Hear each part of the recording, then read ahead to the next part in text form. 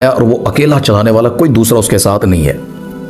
इससे आगे अल्लाह ताला ने 30 और 33 नंबर आयत तक आप पढ़ेंगे, फरमाया कि कायनात कोई खेल तमाशा नहीं है, बल्कि एक अजीम शान अल्लाह ने इस पर निज़ाम कायम किया हुआ है, जो दलील के निहायत फ़हीम और हकीम ज़ात ने, यानी उसने इसको चलाया हुआ है। वो इतनी हिकमतों वाला, इतनी ताकतों वाला, इतनी जुर्रतों वाला वो रब है कि वही कायनात चला सकता था और कोई नहीं चला सकता। फिर अल्लाह इन आयात में अपना तारुफ करवा के समझा रहे हैं तौहीद के बारे में, कायनात कैसे चल रही है। इससे अल्लाह ताला ने इससे आगे फरमाया कि जो लोग दीन से दूर हैं, 44 नंबर आयत है इस सूरत की, कि ऐसा नहीं है कि उन्हें इसके खिलाफ कोई दलील मिल गई है, यानी अल्लाह के खिलाफ उनको कोई नया खुदा मिल गया और नई बात मिल गई और वो अब उस पर मुतमिन है। इनके पास सच्ची दलील नहीं होती अल्लाह के सिवा।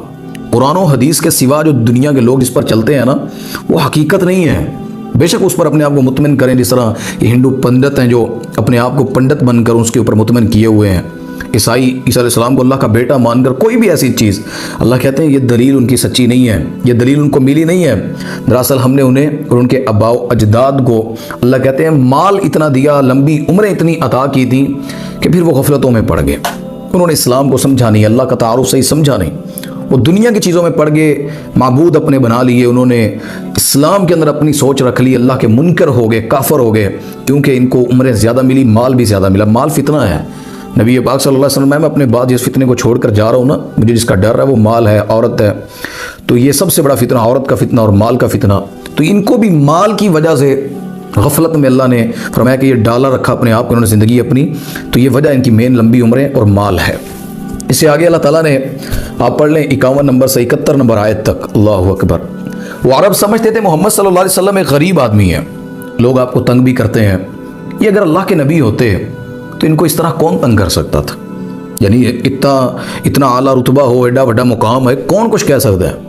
एक हुक्म पे अल्लाह बारिश नाजिल कर देता, इन पर पत्थर नाजिल कर देता। तो वो कहते हैं कि इस नबी के साथ इतने वाक़यात हुए, तकलीफ़ें मिली, मुश्किलात, परेशानियाँ आती रहीं, तो ये अल्लाह से दुआ भी कर सकते हैं ना कि मुझे बचा ले, फिर भी इनकी मदद नहीं होती, क्या इनकी दुआएं कबूल नहीं होती?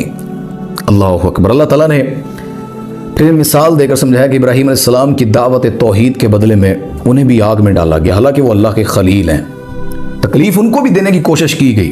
तो अल्लाह कहते हैं कि किसी भी चीज़ का नुकसान होना या वो तकलीफ़ जो सह रहा है, उसमें अगर अल्लाह की निशानी देखनी है तो अल्लाह ने उसकी मदद कैसे की ये तुम्हें बतला देगा। कुल्ला या नारुकूनी बरदों व सलामन अला इब्राहीम।